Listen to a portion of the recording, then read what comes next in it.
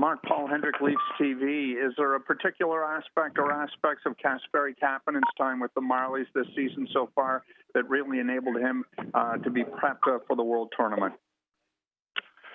Well, I just think, him playing against older players, I think it advanced his play here and it helped him out to be more ready for this tournament. And I think he's showing that, where he had a good game the last game, got 2 assists, and it was an integral part of that team winning.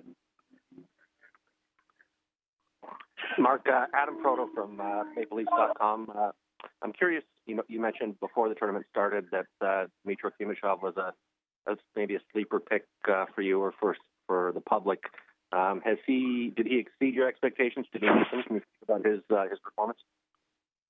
Well, I think people have noticed how good he is. I don't think he was getting his due recognition, and now I think people see that he's a good prospect for the Leafs, and it's just the sky's the limit. He's got more room to grow as a player, but he sure showed his ability and his talent in this tournament. Just as a follow-up, then, what elements of his game tend to stand out for you when you watch him? Well, I just think he's a superb passer. I think he made some elite passes during that tournament where, you stood back and go, wow, that was pretty special. And I think he did that consistently where, sometimes young players, consistency is a problem. I thought consistently he was one of the better players for Sweden the whole tournament. Thanks. Hey, Mark, it's John Chidley-Hill from the Canadian Press. I was wondering if you had an update on William Nylander's condition. Well, I think, I think Lou's going to be dealing with that, so it's I have no update. I think he'll be coming home here to see our doctor, and then we can give, a proper update on what's going on, but I think Lou is handling that. So. Okay, thank you. Hey, Mark. Mark, it's Mike Tricos from the Post Media News. Just wonder, as a former scout or a scout, how much importance do you place on the World Juniors when you're looking at draft eligibles, and has your mind changed or opinion altered based on how the 2 kids from Finland have done? Well, I think they pushed themselves to another level where I think they've had a great tournament, and but no, do we stand back and watch and say one tournament's going to make a season for somebody? I have to agree with Michael, you don't, but they sure have been really good, and it's been a pleasure to watch. Hey, Mark, it's Terry Koshan of the Toronto Sun.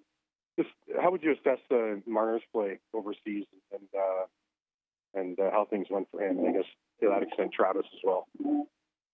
Well, I thought Mitch, had parts of his game where he was like, I thought the third period of the last game, he was at another level, and he's where he should have been the whole game, where he's got to make sure he can get it going right from the get-go, or be more patient during the game, where he's not trying to get something done when there's nothing happening, where I thought he pushed it sometimes, and then he got himself in problems with longer shifts and a few things that showed some immaturity in his game. But I thought when the game was on the line, he brought it to another level and was very good. So that standpoint, we're excited about him, of course, because of what he can do in big games.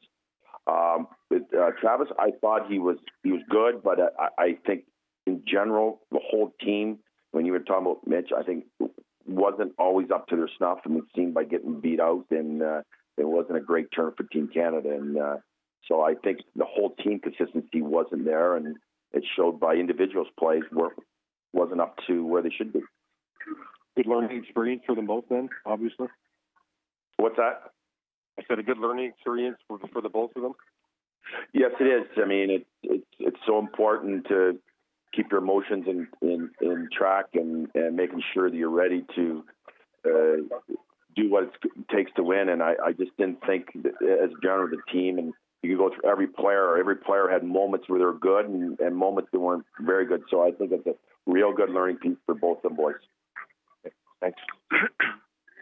Mark, it's Kevin McGregor here at Star. Just wonder if what you think of the route that Austin Matthews took going to Switzerland this year, and whether you think you might see other guys skip the CHL and go over to Europe to play as a pro, and whether that's a good thing for their development. Well, you know what?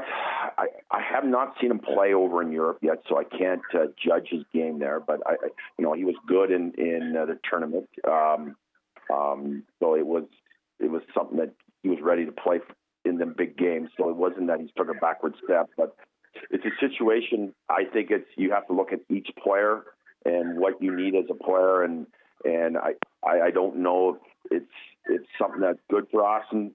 In the long run, we'll see maybe in 2 years if it's good or bad. Mark, it's John Chipley-Hill again with the Canadian Press. I was wondering, for you, what do you think the highlight of the World Junior Tournament was for the Leafs prospects? Was there a particular performance that stood out or a moment? You know what? I think, I talked before about Timashov. I thought he was so good for Team Sweden. I thought, one thing where Mitch finally got his game to that level of being can be a star player in the third period against Finland. I think he showed a lot of people how good he can be when he gets rolling. Well, them couple things that maybe stood out to me. Thank you. Mark, I think I joined the conversation late, having a little trouble dialing out. Have you talked about Kasperi Kapanen and how his game progressed over here? Yes, we did, and he's been an integral part of Team Finland, which, a big game coming up here in a few minutes, so it's going to be interesting to watch who comes to the forefront. Mark, Paul Hendrick again. Sorry, go ahead, Kevin. Yeah. Are you surprised as a scout that so many undrafted players have played such prominent roles on their national team? The two Finns, the two Americans, that kind of thing.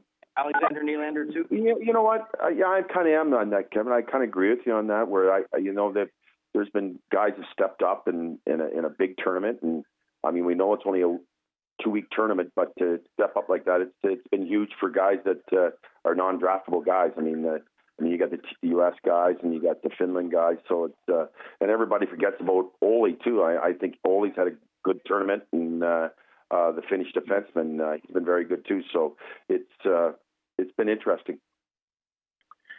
Mark, Paul again. I look at Frederic Gauthier and Rinat Valiev and the roles they're playing now prominently with the Toronto Marlies, and where a Travis and a Mitch might be 2 years from now, and how big a gap that might be for 18-year-olds at this tournament to where they might be as pros in a couple of years from now.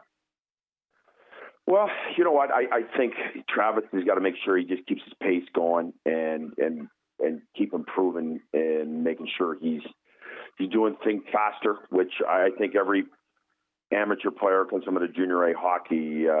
You have to make sure your pace is there. I mean, it's so fast in the National Hockey League, and it's fast in the American League. So I think Travis and all young players have to work at. And of course, we all see Mitch. I mean, I think we all know he needs strength. I think I said that before the tournament, and I'm saying that after the tournament, which is he's got to address and get stronger. Which he's a driven young man, and he will. Take one or two more here, guys, if there are any. Mark, just what's next for you after a week overseas or 2 weeks overseas almost?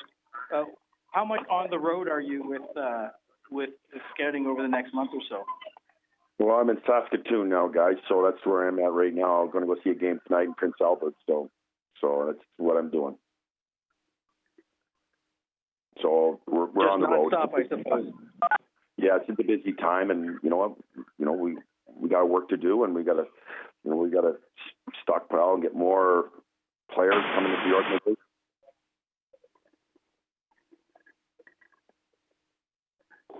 Mark, I guess another question, if I could hog you a little bit.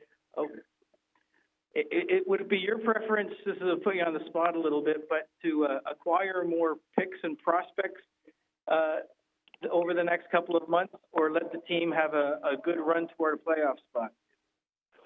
Well, we're looking at myself. I'm looking at draft picks and stuff. I mean, I love draft picks because it gives them more chance. But that's in the hands of Lou, and he will decide, and Mike, and which direction where the team goes and what they're going to do with their players.